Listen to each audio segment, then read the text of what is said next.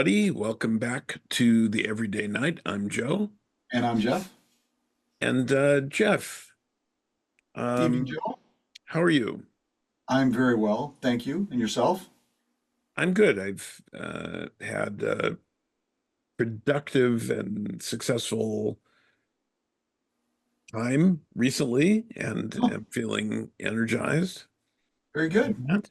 So, how about yourself? I'm I believe fully recovered from my vacation that I just took.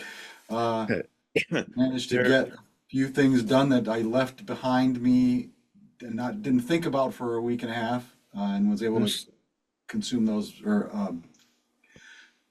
finish those up in the last couple days. So, yeah, I've taken vacations before from which I needed a vacation. well, So, this was yeah. We actually went to Europe, and 6 hour time difference was a bit of little jet lag in on both ends. yeah, So, that will do that. So, tonight I thought we'd talk about something that's unfortunately currently topical, but also always seems to be topical, and that's the a discussion of political violence with reference to the chivalric virtues and their origin and their modern application. right, yeah, it's certainly in the news of late, Yes. but has been oddly been. I don't think anybody should be surprised that suddenly actual physical violence since uh, January 6th. Yes. Which was political violence, Yes, and clearly. probably the greatest or the most, I don't know, heinous bit of political violence to happen to us in many years. Since the Civil War, probably in some ways. Well, as an insurrection, sure. I mean, we've had Yes, yeah. There's certainly assassination. been other acts of political violence that we could talk about those. Well, and Um, that's I think uh, defining political violence might help us. and I thought we would do that. But before we do that, what, pray tell, are you drinking this evening? Well, since I knew that we were going to be on a somewhat serious subject tonight and not one of our often frivolous but entertaining subjects, this is a straight bourbon whiskey from I.W. Harper, aged in Cabernet Sauvignon casks. Really? So it's very dry finish, as you'd expect. Yeah. Pretty strong. I don't remember what the proof was, but I can definitely taste the bite. Yeah. So very good. And Interesting. what do you? I see you had some sort of a highball glass there. Yes. So this is a riff on a vodka tonic, but Okay, I use Absolute Pears vodka, lemon juice. I add a little bit of Pellini Rasbicello all right. and tonic water. Okay, And this is a summer refresher drink because it's a little fruity and citrusy and um, very refreshing. And it's in a highball glass with a lot of ice. sure. So for that purpose. So Okay. welcome Well, back here. thank you. Cheers.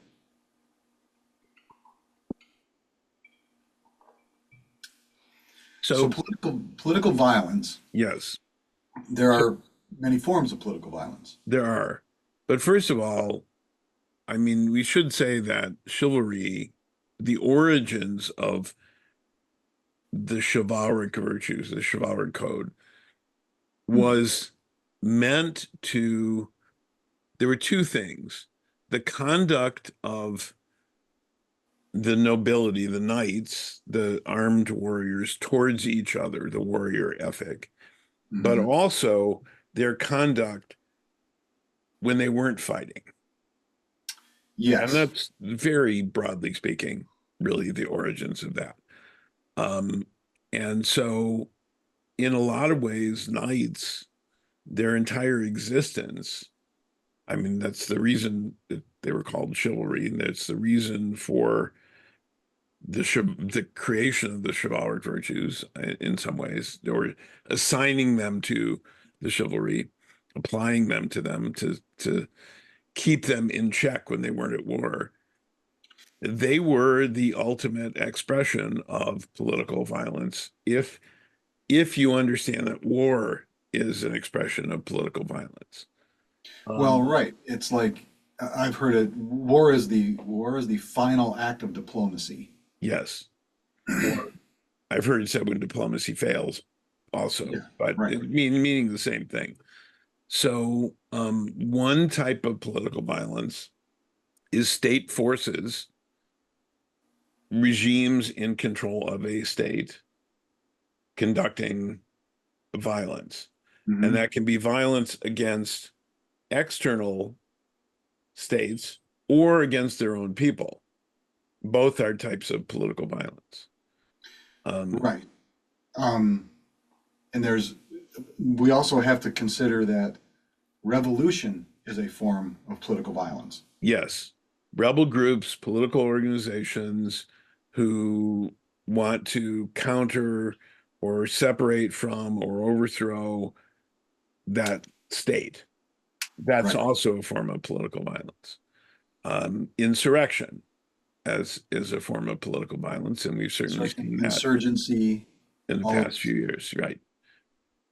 Militias that are organized around a cause or a opposition group or a communal militia that's organized around an ideal, an ethnicity, a cause, something like that.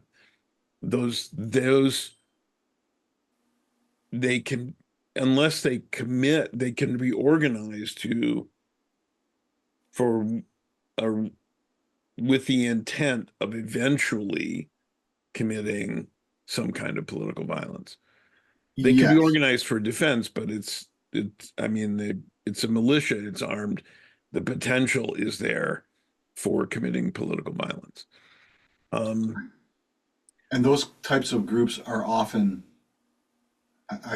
in some ways, victimized by their own rhetoric. Those types of groups can be easily tipped toward violence because yes, they are prepared for violence. yes, You know, you don't stockpile a bunch of weapons in order to never use them. right. So it's Um, easy to find an excuse for these groups to yes. become actually violent. Um, a demonstration or protest can turn violent, and there's been a lot written about mob think and how that works to turn a peaceful demonstration into a riot, which can be either unfocused or intentionally driven Right. to violence, like an insurrection. Um, there can be external forces like hired mercenaries, private security firms, those sorts of things. Hmm. Those can, or even military forces operating not in defense, but in, some kind of external to their own country Yeah. Right. mission for Well, some they're purpose. they're mercenaries. They are, Yes, you can call them all kinds of things, but they are mercenaries. There's no, yes. Um, and certainly even government covert security forces can be agents of political violence. Certainly, the CIA has a history in the 20th century of undermining, overthrowing governments, working to do that.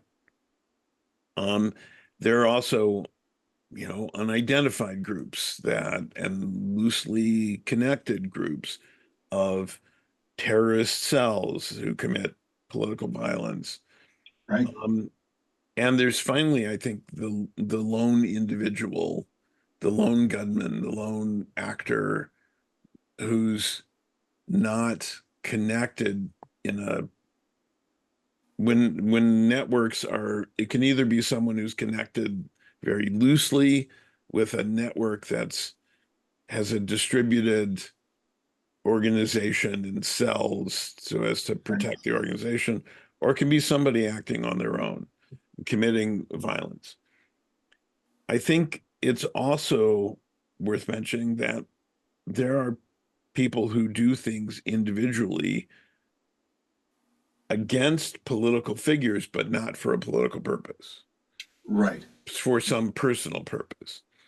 And it's political violence only because it's against a political figure. It's not Sure. necessarily meant to accomplish anything, but it can have that result. It can certainly have a result. Well, it can be. It is all those kinds of situations, like Reagan, the assassination attempt on Reagan by Hinckley, yeah, that was used to that. Oddly enough, that was used to push forward gun safety yes, legislation. the Brady Has Bill, since been overturned by Reagan's own party. yes. Um, yeah, and So I think those are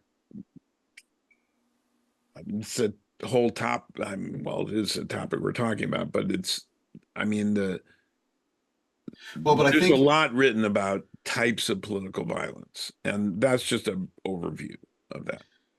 sure, and I think before we move off too much farther, Hinckley is an example of that last individual you were Hmm. kind of talking about, who wasn't motivated politically. He was trying to impress a movie star, Yes. and also John Wilkes Booth was a sympathizer, but was not acting. He was acting on his own as a sympathizer for political reasons. Yeah. Well, certainly a lot's been looked at about whether or not there was a conspiracy. And I think there were conspirators, but the Confederacy was done. Who are they conspiracy? Would he be conspiring with? Right. Um, so Well, but get what I'm getting at with him was that what he belonged to a certainly a network of yes, sympathizers, yes. and there was a conspiracy to assassinate more than one political figure at the same time. Hmm. His I think his motivation was he was a sympathizer, but he was also motivated personally to be made famous by his act. Well, and that seems to be motivation of for many of the lone actors. Yes. Yes, and that's what I was getting at. You're right. It's political violence because it's against a political figure, but that's not necessarily their motivation. Like some other groups, like an insurrection or a militia or something that has a political purpose. The Right. purpose isn't necessarily political. The purpose is personal. Right. Um, so I think as we often do, because we both understand the importance of it, we start with defining our terms because the otherwise, they have this conversations where people are using the same word to refer to different things and different words to refer to the same things, and it's just a mess. And it's hard to have a useful conversation that way. Sure. If you aren't talking about the same thing, Right. how can you continue talking? So, people continue talking. Oh. Okay, true enough. True enough. Um, so I think that in short, while while knighthood, the chivalry were knights. They were armed warriors who conducted war, essentially, which is, as we said, an act of political violence. The principles in the modern day, as we apply them, the whole raison d'etre of our Yes. of our of our of this whole thing that we're doing is how do we apply those principles in the modern era? And the modern era, we would not commit political violence. Well, but again, when we talk But about, war though is right, if it's there's such a thing as just war and there's such a thing as unjust war, and that becomes a discussion itself. So right. I mean, and that's one of the things I thought we would get into a little bit is the history is written by the winners, yeah, typically. yeah, So revolution, I mean, if the American Revolution had not succeeded, what would Great Britain have done, and what would the reputation of the colonies be now? yeah, If we were not an independent country at this time, so revolution as an act of political violence, revolution, protest that becomes violent, usually is at the end of a long period of discontent without redress. yes. Typically. So is that just, or is that Well, it that's not the only question. The question is also, is it effective? well, yeah, And as far as in who's the, writing the history of it, yeah. well, in the modern era, the most effective um, revolutions have been nonviolent revolutions that involved, at minimum, 11% of the population. Right. This is based on a study I read that quite an extensive study, and it looked at successful overthrows of governments. They were peaceful, they were persistent, and they involved a significant part of the population, a minimum at least of 11% of the population, which is in the United States, that would be something like 30, 35 million people, I Right. think. Yep. Um, so it's whereas violent revolution often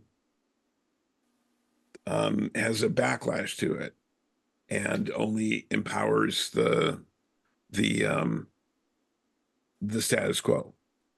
So Well, and I think in the modern era, in the modern era, and particularly in this country, I think yeah, violent insurrection isn't would not be effective here because partly because we are too decentralized. We're too big geographically, yeah, and our government is not centralized enough. Oddly, one faction in our government now is trying to centralize it around a figure which could make revolution easier by and deposing an authoritarian dictator yeah, can effectively cut the head off a government. yes, yeah, And that can't work if you have things like a functioning Congress. right, right. Um, and it has often happened, I think, also that in successful revolutions, the government who's being opposed tries to use the military. When the military turns against them, Hmm.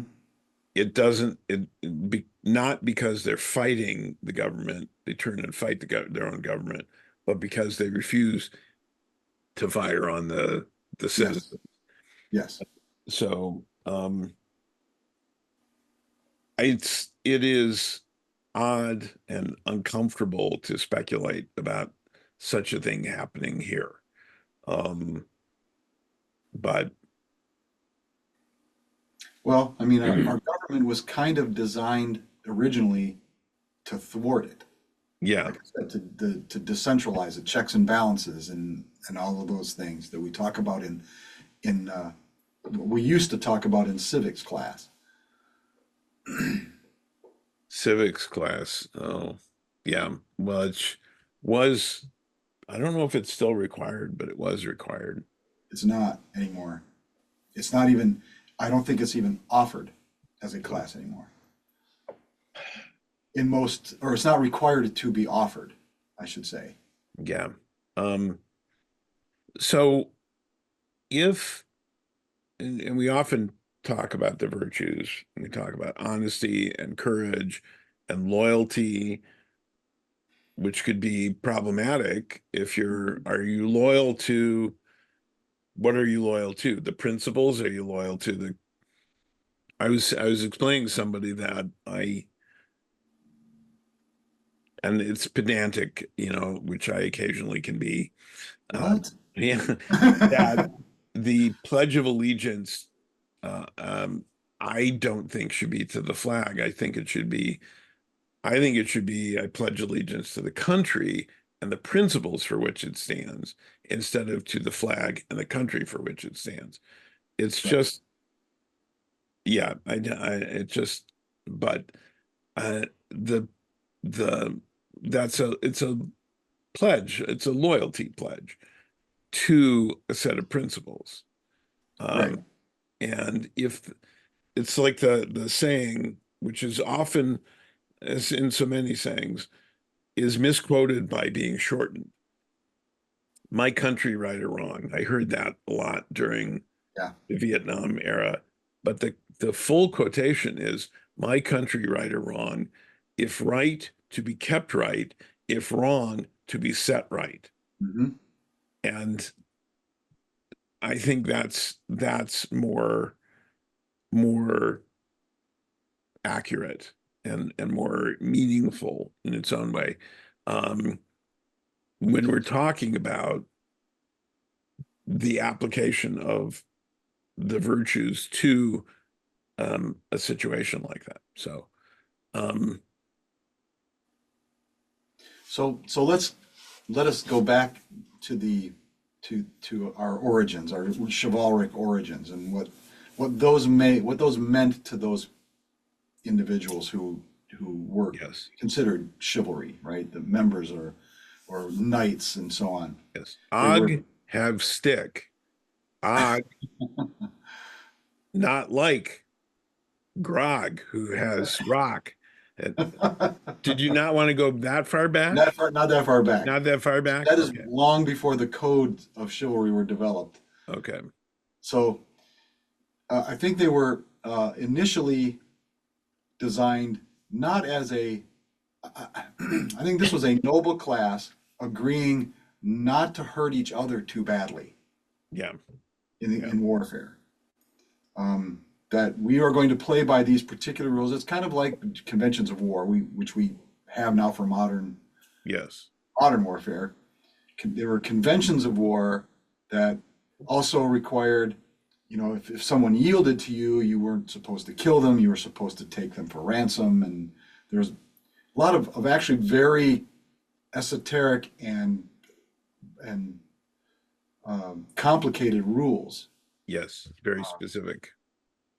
But it was mostly, I think, mostly designed to keep the nobility from killing each other. You were perfectly fine killing anybody who wasn't a member of your class. Hmm. That was perfectly okay. But you wanted to avoid, if possible, killing someone of your class. Yep. So that perpetuated war because the people who are making the decisions to go to war are not in real danger from their fellows, from mostly the only other people that could hurt them. Right, until we have the rise of the professional soldier, right, who's just out there trying to draw a paycheck and stay alive, is not bound by this code, right? Um, and then we have the church kind of on one side saying who who relied on the nobility for protection, also saying you shouldn't kill each other. That's bad. That's a sin, right? So what I think the genius of it was civilian women. Eleanor of Aquitaine is prominent in that list. Hmm. I don't want to say subverts, but co-opts the code of chivalry to say, oh, and while you're treating each other nice on the battlefield, you should be treating us better at home too. Yeah. In your Christian duty, you should be protecting the weak, And as our Lord. civilized the knights so that when there was no war, they Right. wouldn't destroy their own countries. Well, yeah, It was they, brilliant, really. yeah, yeah. I'm giving credit. I'm not saying Yeah. that oh, these conniving women managed to tame all of these Oh men. no, No, no, thank goodness. she was married to the King of France and the King of England. Hmm. Just what an amazing woman. Yeah. Yeah, they've done plenty of series about um, Elizabeth the First. They absolutely need to do one about Eleanor of Aquitaine, Yeah. and it's just a damn shame that Katharine Hepburn isn't still alive to play Yeah. Yeah. her. Well, Kate Blanchett played Elizabeth Yeah, in a very entertaining historical, not historical historically accurate movie, but very entertaining because in a it's Kate historical Blanchett. confession. Yes. But I think she'd be brilliant as Eleanor. Yeah, sure, I'd get behind that. Yeah. But yeah, so from our standpoint, from us looking at this as modern people in a so-called civilized world, we've adopted all of those parts too. Yes. That and not just about men have to protect women. This is just from our standpoint, right? You and I have agreed that it's about protecting those who not even protecting, standing up for those who are disadvantaged in one Yes. way. Can't protect themselves, can't speak for themselves, have no agency, no voice. Right. Right. Yes. Doing that, acting for those people is a requirement of being chivalrous. Yes. Right. Right. So that's it. So, well, so essentially, the political violence that knights grew out of, i.e., the warfare that they grew Mhm. out of, and I think we need to distinguish between, as we said, just war, and that's a whole question about what is just and and it depends who writes the history, who wins, and who you talk to, whether it's just or not, or whether sometimes it's just, but it's not effective. Um, Sometimes it's effective, but not just. Um, but coming out of that, except for an official, the official state-sponsored use of military power in a legitimate, authorized way, violence, all the types of political violence we talked about, um, which is meant to change things outside the regular channels of doing that that have been established because that's political violence. The regular channels that have been established in a democracy include voting and campaigning and lobbying, although that could Mhm. be it's not violence, but it's certainly an undue influence of money sometimes, Yeah. which is its potentially its own form of violence. Um, but that they say solve it at the ballot box, not through violence. That option didn't exist in the medieval era Right. because there were no democracies. It was all monarchies. Mhm. It was feudal. So there was no other option for change other than political violence. The American Revolution was essentially political violence. The Yeah. French Revolution was, and it was worse in some ways. Um, Well, and it's one of those things where this a situation where you need violent people to do something. Once that thing is done, unfortunately, those violent people remain in charge. yes, And it was, I think, historically, the whole world looks historically at George Washington stepping down as president as as one of the as an incredible success for the yes, United States. yes, that he didn't remain in power and declare himself king, Right. and Or which has happened in many, many revolutions. yes, dictator Many, for life. I'm fighting for you people, but I'm going to make myself dictator for life to make sure that, you know, yes, yes. Um, I think there's another example in a positive example in South Africa in the reconciliation commissions that they had that found a way to bring people together peacefully who'd been fighting each other. oh, yeah, And that's also quite unusual. But the what really got South Africa to change was a worldwide movement. yes, worldwide Um, support from right, other countries. right. And that really forced a change. Um, so I think that the the people who think that the violent means will be more successful um, are usually they're usually proved wrong in the end because they replace what was there and then do the same stuff. Right, sure. Um, French um, Revolution is an example. yeah, And I think that in this country, we see that the people who are calling for uh, revolution and the dismantling of our corrupt government are really not looking at the corrupt government that they're hoping to replace it with. yes, and they also are they're also misidentifying the problem. Yes. Well, yeah, they're They're because they're pointing controlled. fingers in the wrong direction. Well, and there is certainly, call it the media, call it whatever you want. There are forces directing them to look at this for your problem. Yes. This is not new. Governments have always scapegoated, found scapegoats, and said, "Don't, no, no, it's these. This is the source of your problem."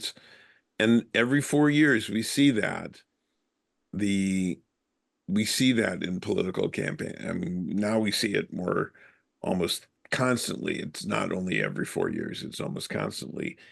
Here's the source of your problem. Here's the whether it's illegal aliens taking your jobs, or it's the Reagan talking about so-called welfare queens, or things that and people are not looking beyond that. They're accepting the rhetoric about who to blame instead of looking at the actual cause of it. And yeah, and I also think that people who push for or are in favor of some kind of violent revolution are essentially unimaginative people who Yes, want a simple answer, a simple, immediate answer to a complicated question that takes time and effort and experts to yes, fix. And they yes. don't want that. They don't want that. They want, I want what I want. They're like 5-year-olds. I mean, they want, Quick no, fix. my toy and I want it now. Yeah, anybody who's I think it's valuable for people to have to learn to work on a complicated project for an extended period of time and see it through. Right. Sometimes I've heard it said that that's what a college degree means to a potential employer. It means that you had a series of complex challenges. You showed up, you did them, you met it, and you got through. That means congratulations, we can now teach you to work for us. Congratulations, you're an adult. Yeah. I think one of the problems is that a semester long sustained project, that's just the start. And Oh, if you're, I mean, I've been the book I'm working on now that's supposed to go into proofreading next week, hopefully. Um, I started it, January will be 5 years since I mm, started this. That's a lot of work. That's yeah, a sustained effort over a long period of time. yeah. Um, yeah. So that's something that um, I think being able to do that sort of thing, I don't say it have to be for 5 years, but being able to sustain a focus on multiple complicated things moving in a direction, making a little progress at a time, and still keeping with it, not expecting immediate results. I think Well, that's a real challenge for a lot of people. and I think there's a lot to it. The and maybe I don't know if college is the best example, but the it's not just being on one project and seeing it to the end, but it's finding people who can support it, or who, Yes. if you need something from somebody, getting their input on something, being able to edit your own work, going back and saying, well, I made a mistake here and redoing Yeah. it. Yeah. Things like that go into a long sustained project like that. Gathering resources, finding experts, compromising from time to time to get something through a barrier of some kind. You got And an obstacle and you need to compromise to get around it. and it requires perseverance, honesty, Mhm. courtesy if you're going to get people to work with you to collaborate. Yeah, Um, courage, and hmm? courage. Courage to stick with it, prowess in the thing you're doing, which can hopefully grow over time. Um, yeah, there's a lot to that. And I think um the idea of um the idea of a quick fix for things is simplistic. It's it's it's Well, immature in a lot of ways. but as I was saying earlier, I think in many ways, revolution happens at the end where you've tried all those other things. You've followed the Yes. official channels, you've done the thing, you've stayed within the guardrails, and it hasn't worked. You have been unjustly or illegally Yes. blocked from getting done the thing you want to get done. And it's revolutions happen when the thing that needs to change is popular enough and it is quashed over and over again. Where Yes. a large body, or not necessarily a majority, but at least there's a majority who will not oppose this thing, or who want it to happen but can't actively participate. Well, look at, as an example, say, um, Rosa Parks um, m refused to move on the bus in 1955. It was until 1964, 5, 1965 that the Civil Rights Act was passed. So 64. All 64, right, you were right the first time. 64. And so, but the effort continued then way after that, integrating schools and so on, and still continues. It's been a long, sustained effort. And the Civil Rights Act was 100 years after the Civil War. Yes. So um, cathedrals and castles were multi-generational efforts. Well, often. I mean, finished. The They were finish from start to finish, yeah. From well, but often it I was mean, a yeah, they were growing upon yeah, other things, and yeah, exactly.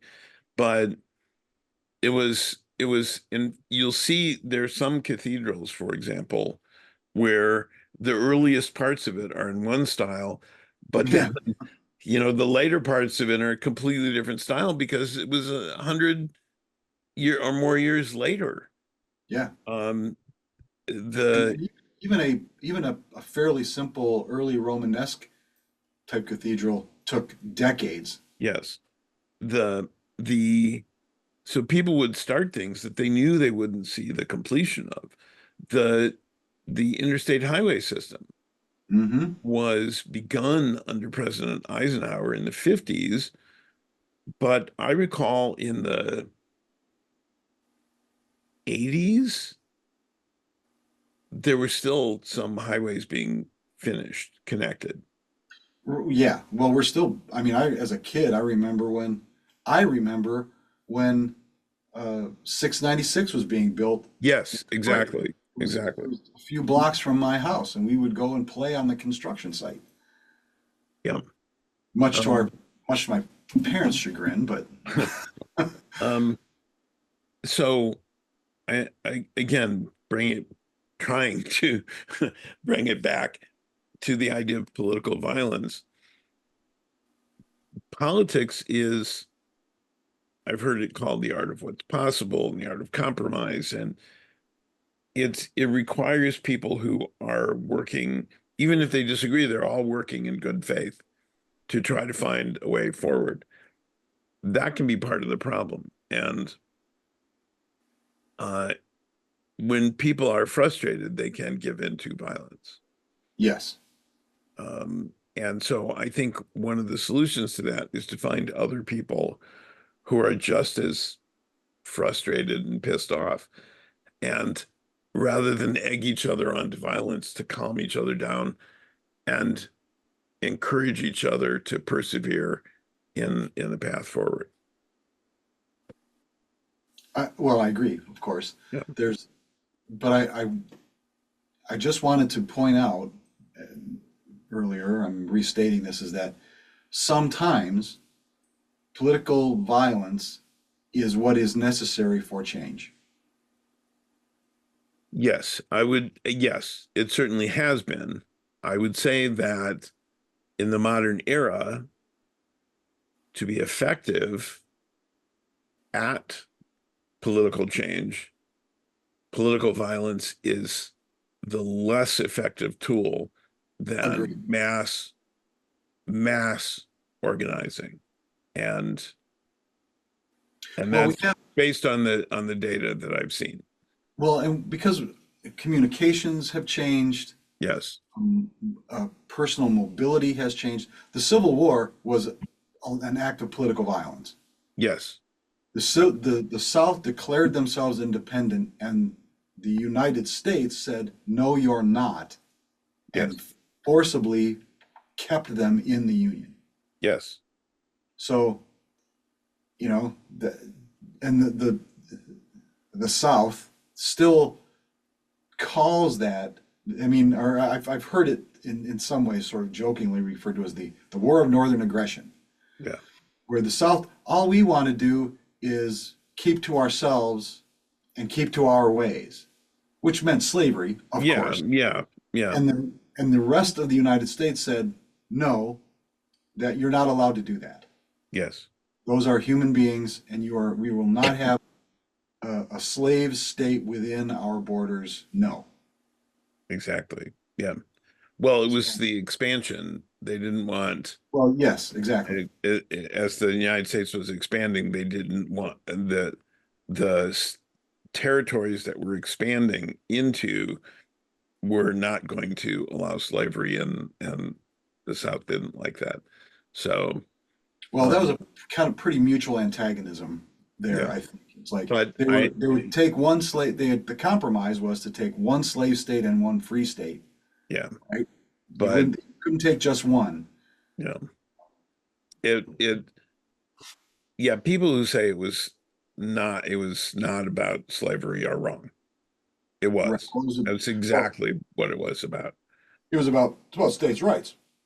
States' States' rights. rights to have slavery. Yeah. Yeah. Um, Yeah.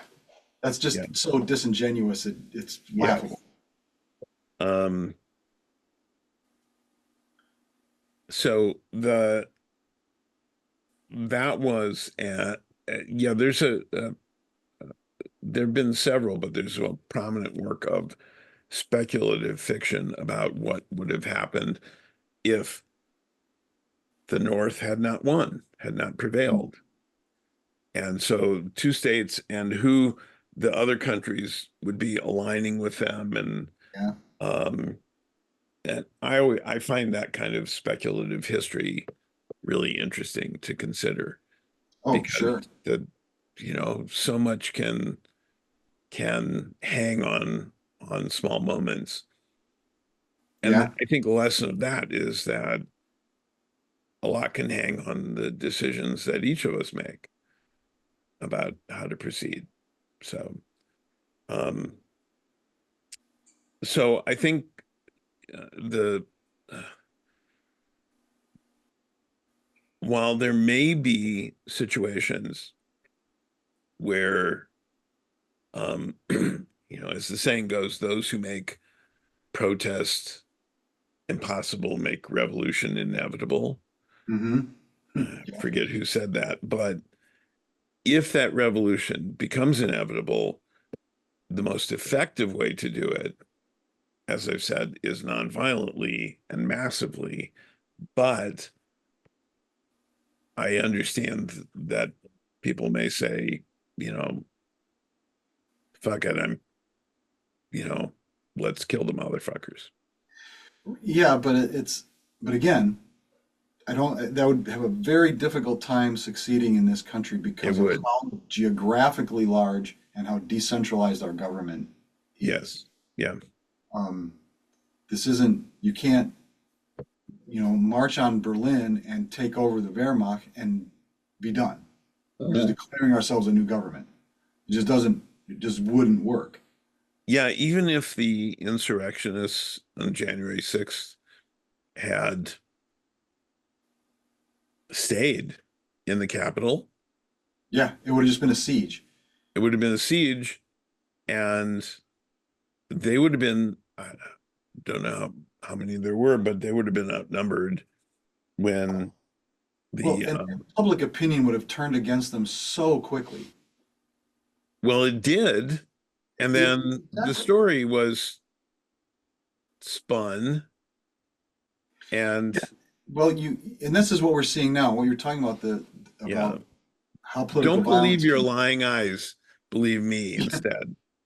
Well, it's everything now. Every single newsworthy incident now gets spun in different directions Yes. simultaneously. Both two sides come out with their interpretation of what happened. Even while it's happening. Oh, sure. So, but I think that what we would have seen with the January 6th insurrection was they would have, they got in. If there had been any actual violence against like the vice president Yeah. or the Yeah. speaker of the house or any of that, it would nothing good would have come of that. No. Nothing that entire then we would see legislation. Then we would have seen stuff actually happen. But because nobody really got, Well, it and well, one person, two people died. at Well, least, there were law enforcement. There was one insurrectionist who died. right? And There one lot, were law enforcement people who died as a more than one. result. I know there were lots of Yeah, injuries. yeah. Well, as there, it's attributed to that more than one. Um, and it the people who spoke out against it at the time changed their stories, Yes, yes, and people don't remember. How can people not remember? No, you said this. yeah. No, I didn't. There's an old movie, terrible old movie, terrible old movie. I forget the exact name. It was something like How to Cheat on Your Wife was the name of the movie. 19 in the 60s. Okay. Horrible. And there's one and so one guy is explaining to this other guy, and then it's illustrated with a series of vignettes with well-known actors being in it, comedians. And there's one scene where a woman walks in on her husband in bed with another woman. And she says, what's happening? He says, what are you talking about? Meanwhile, he's getting dressed. The woman was getting dressed. They're both getting dressed.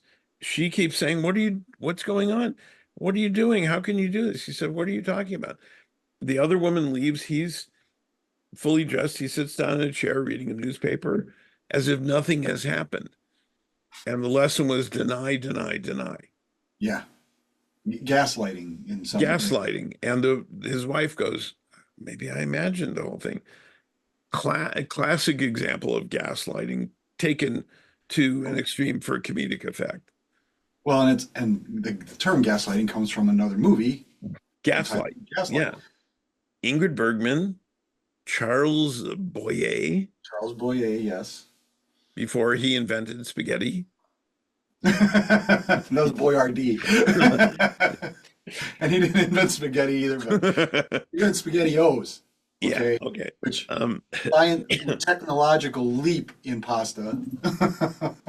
Pasta in a can. Yeah. Um, and With as much sugar as tomatoes. doesn't even need to be heated. You can just Ugh. No, now you've only, gone too but far. only if you're eating it over the sink. Um, yeah, sinkies, sink eaters, people who eat over the Oh sink. yeah, yeah, yeah. Um, but that gaslighting, that it seems like it seems again as if um, as I've often thought, an education in logical fallacies, uh, which would have been covered under the subject known as rhetoric. Hmm. That's is essential and not done. Um, so that people can defend themselves intellectually against uh, against the bullshit artists of our time. Right. Well, and that's to me, that's the bigger problem is not that the media is or political figures are essentially gaslighting everybody. What bothers me more is how many people are willing to embrace the gaslighting, are Yeah. willing to, for their own gain or whatever reason, are willing to just buy it. Just say, yeah, nope, yeah, that didn't, yeah, I don't remember that either. Nope, yeah, Well, and I'm especially dismayed by younger people who fall for that that the disinformation and misinformation about a series of significant issues, either domestically or internationally. I'm particularly dismayed by that because if if they are if they are victims of that and don't understand enough to be aware of what's being done, that bodes ill for the yeah, future. yeah. Me, But again, defunding, and we've talked about this before, defunding education.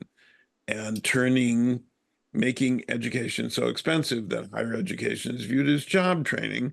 So it doesn't allow students the time to take courses in things like logic and rhetoric and literature and those things that would inform their thinking, critical thinking. Well, and on So, top of at least two generations now being fed on celebrity culture pablum, just without relent, yeah. I think has just burned people up. Their brains are hollowed out. uh, yeah. So, so yes. So, wow, we have ventured Yeah, very widely in this topic, but but a lot of what we're talking, what we were just talking about now, I think, is what makes people susceptible to violent movements. yes, You know, yeah, we were making kind of a point that yes, if you can't think about your actions, what your actions might lead to, if you can't move two or three steps ahead of where you are now, it's hard to make decisions, and you end up tending to go with the flow, with yes, whoever's around you. You tend to just adopt their mindset because it's easier than yes. thinking for yourself. There are some people who I have described as making decisions based on who talked to them last and loudest, Mm-hmm. and that's how they make a decision. And I've also explained to people the value of learning cursive writing in elementary school, that very much like learning to play music, which is another thing. When you're playing music, you are playing this note, but you are anticipating the next note so you can move to that note and the next one. You cannot play this one, then stop, play this one.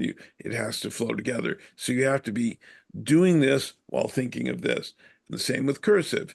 You're writing this letter while thinking of how it connects to the next one. And that ability to think ahead is important. And another tool for developing that is chess. Yeah.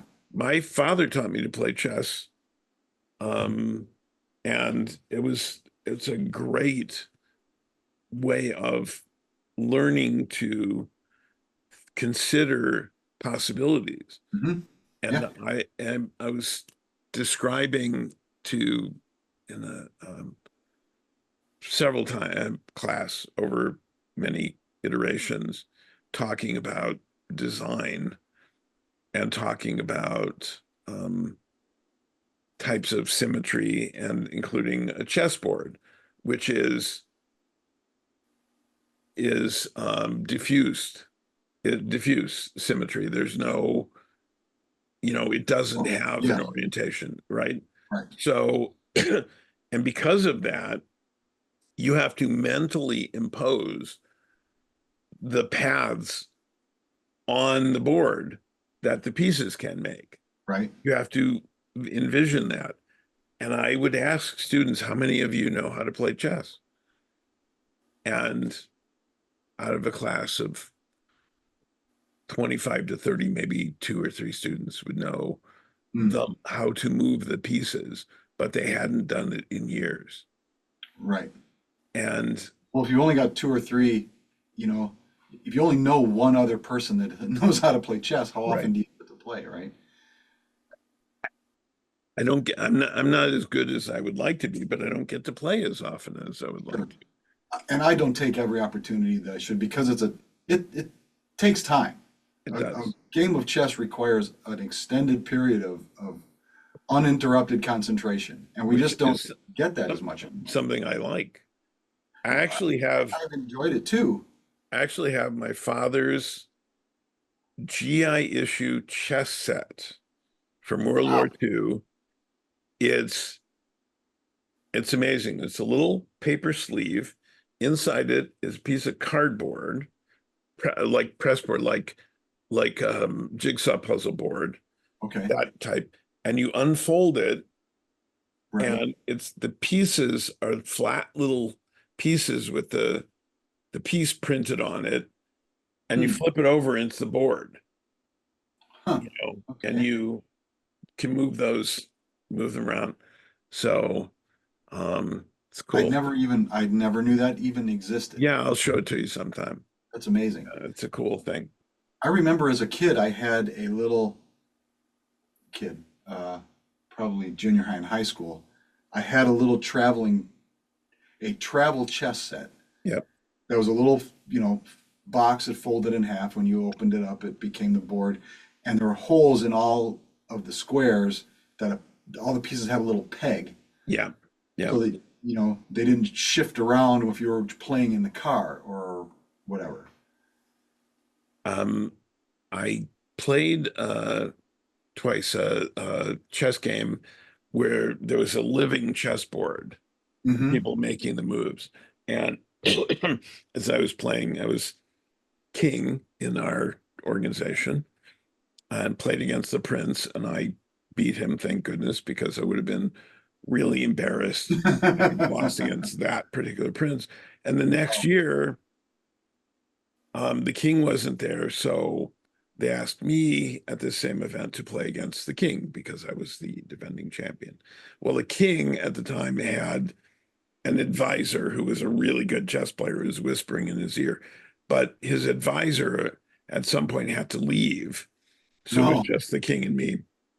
Well, I knew him, and I knew him because, I knew him as a knight. I knew him on the battlefield. Uh-huh. And I knew that he would lock onto an opponent and chase the opponent and, you know, just keep chasing that opponent. So I used my queen and I moved my queen. I took a piece, he'd chase. I'd move it, take another piece, he'd chase. And I essentially destroyed his whole force while he was chasing me until he moved into a position. He took my queen and I checkmated him. So a certain amount of poker application to your chess game. Absolutely. Poker, Nice. that's a card game, isn't it? Well, I believe so. I Oh, mean, I've never oh, played myself. oh, I've heard of it. I've heard of it. We should look into the rules Yeah, we sometime should. We should and sometime. learn how to play this game. Yeah, maybe invite a few people. I understand it's very popular. I've heard of it. Yeah, I've heard it Yeah. is. Nevada somewhere, I'm not sure. Yeah. Gambling, I think people wager small amounts of money on it. Just Well, for I'm sure fun. that's just for the excitement of it. Yeah, exactly. Um, okay, now we really We totally have. yeah. So, So to so summarize, I'm handing it to summarize, you.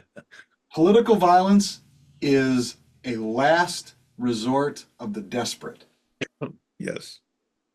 But how one reaches that desperation, what I think matters in how just your revolution, whatever it is, whatever has driven you to political violence, how how desperate you are. The steps you have taken that drove you to that desperation are important in judging whether your cause is just or not. And whether your desperation is being manipulated by other Well, that's what I'm people. saying. Yes. That's kind of what I mean is like Yeah. just because you think you're desperate, have you tried anything else? Have you Yes. acted in any other Yes. way? Have you done any single thing to forward your agenda short of violence? Yes. If not, it's not Yeah. just. And not every act of political violence has a political motivation.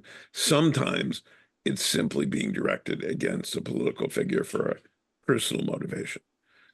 Right. Yeah. Or yeah, sometimes it's monetary political Yeah, violence is enacted for a completely paycheck. commercial reasons. Yeah, exactly. So, I think that's it. So until we see you next time, please like, share, comment, Comment? yeah, suggest topics, Yeah, please uh, suggest a topic. and and so um yeah. So until we see you next time, be thou A good night. and true.